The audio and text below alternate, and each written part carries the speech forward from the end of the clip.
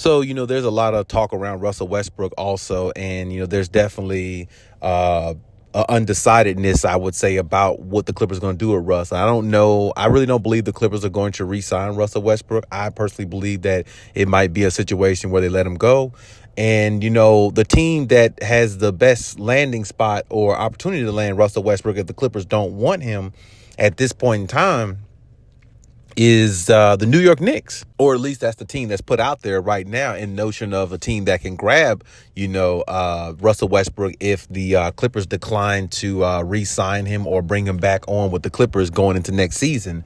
And, you can read a couple other sites, Sports Illustrated, any one of them you can think of. You can actually look it up yourself and see. But, the Knicks would be an interesting one, for Russ to go to, because really the Knicks, they're missing that type of star caliber type guy. And Russ would, fit in very good with the Knicks. He really would, because Julius Randle, he just isn't it. You know what I'm saying? They could still keep Julius Randle, but adding somebody like Russell Westbrook would maybe kind of put them over the top, which means like maybe they can get past the second round, or they'd be a consistent maybe second round team rather than probably a consistent first round team, which they probably will be going forward. Maybe make the second round some, but I say within the next 5 years, based upon the team that they have, first round, second round is about the highest they can go. And you put somebody like Russell Westbrook on that team, he can actually make them a lot better, because Russ can come in there and be the superstar caliber type player they don't have.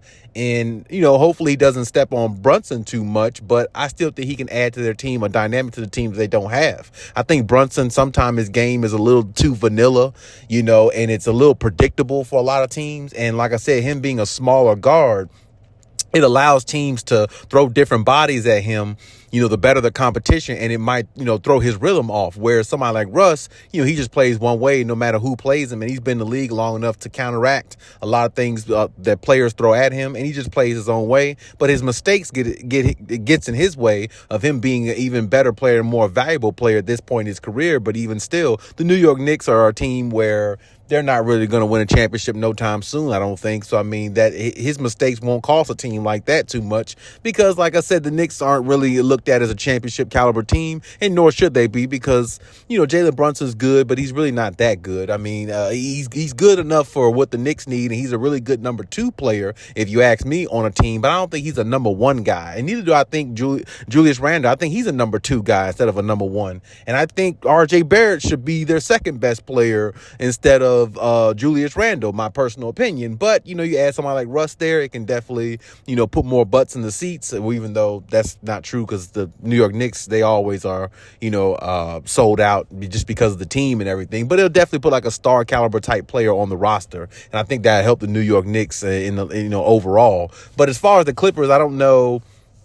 I don't really feel like, the Clippers have any leads on any other like substantial type point guard, at this point in time. But of course, the offseason technically hasn't really came into effect yet. But who knows what the Clippers might come up with, or what they might find in the offseason, and in order to, bring along in their, point guard, saga that they're really trying to look for. Now, they might believe Russell Westbrook is that point guard. They might actually bring Russ back. So I'm not going to be surprised if they do bring him back, but I would definitely not be surprised if they don't, because Russ is, he's like I said, he's an up and down player. He's a hit or miss player. You can get 30 points from him one day and 10 assists and 2. You can get 30 points and, if he has a great game, he can get 30 points and like 8 assists and like 3 turnovers. But then he might come the next 2 or 3 games, he might give you, 14 points, 6 assists and 7 turnovers. You see what I'm saying? So it's like, with that type of gameplay, it's hard to really game plan. It's hard to really,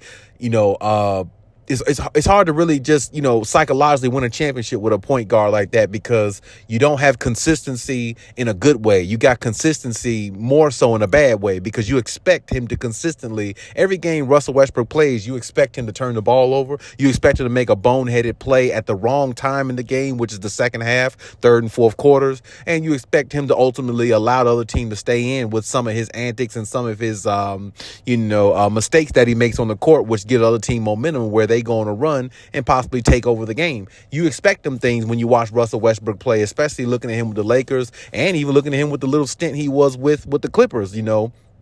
It's just that Kawhi made up for a lot of things that he was, a lot of his lacking. I mean, because even if you look at the game one against the Phoenix Suns, Kawhi scores 38 points. Everybody talks about how good Russ was playing defensively and stuff like that, and he did play great defensively. He did play good overall, but he was 3 for 19 from the field. He didn't shoot worth a damn. But if it wasn't for Kawhi Leonard's 38 points, they wouldn't have won that game no matter how good Russ defense was. Defense doesn't do anything if you're not putting up points. You got to put up points too. I mean, that's all about. That's what the game's about, putting the ball in the basket. And Russ is 3 for 19 in a game like that. They don't win if Kawhi Leonard doesn't have a masterful game the way he does. And this is my point. Russ is good, but you expect the worst out of Russ when he's on the floor. If he scores, good, but you don't expect it because he's not the player he once was. If he plays defense, good, but he's not known as really a defensive guy. You know what I'm saying? If he gives you less turnovers, that's good. That's a plus. That's good because usually he gives you turnovers that hurt your opportunities of winning, especially in the long run. So it's like, him going to a team like New York, I think is a better fit, honestly, than I do with the Clippers. I mean, because honestly, New York needs, a bigger name type guy. Julius Randle and Jalen Brunson, they're just, number two guys to me. They don't really move the needle for me. And like I said, I don't think they really move the needle for a lot of people in New York, but I mean, it's all they have. So they go with what they got and they root for who's on the floor. And I definitely understand that. Me personally, I think they should give Derrick Rose some more minutes because I think he's better than Emmanuel Quickly and some of the other garbage players they got on there that's really not worth a damn. But that's another story for another day.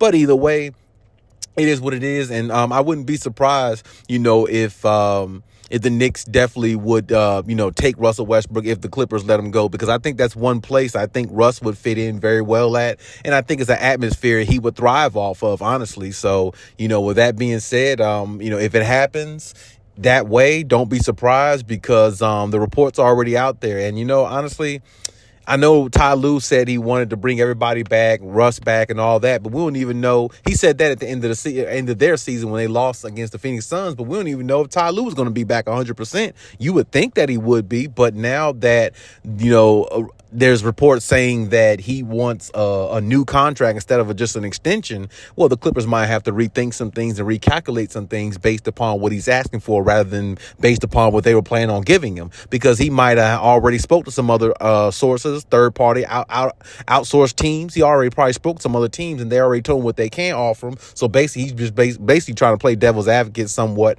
and try to see what he can get out of the Clippers and see if they'll match the offer of other teams of what they threw at him. That's basically what it sounds like, kind of, sort of. We can't say that for sure, but that's just the direction it seems like it's going. So if he's not there for 100% sure coming back, well, we know Russell Westbrook is not 100% sure coming back. So, and along with other players, so we'll have to see how it plays out and see how the dice falls.